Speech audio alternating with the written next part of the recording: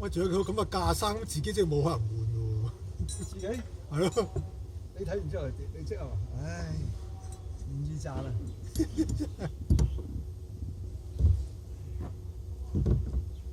你點換啊？哦，OK，呢度架生係專係換呢個電油泵嘅。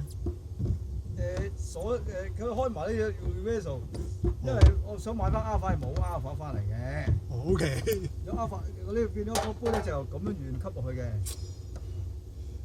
呢嚿冚我想買都冇得買，問間間都話冇。拆之前咧，個唔老醒望住對邊度啊！哦，佢又冇買啦，每個鬆到爆啊嘛嗰架，我拎翻都鬆唔到啊！係喎，你膠嚟㗎，你真係會。如果佢上得唔好一鬆就真係會爆。咩佢就上得好緊，切上好緊。因為咪爆得少咯。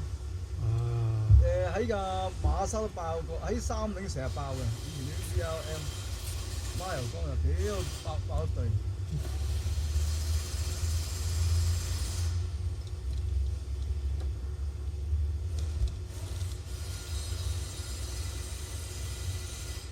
10幾萬嚟㗎。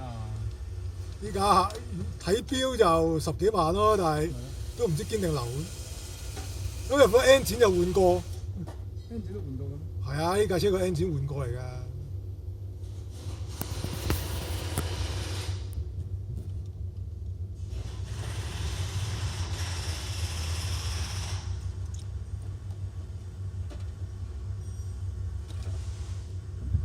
冇乜油喎老細。係啊，得翻未着燈，應該再行一陣就着燈㗎啦。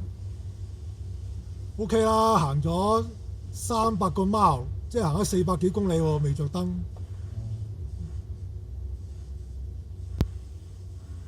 我唔敢去入油啊嘛。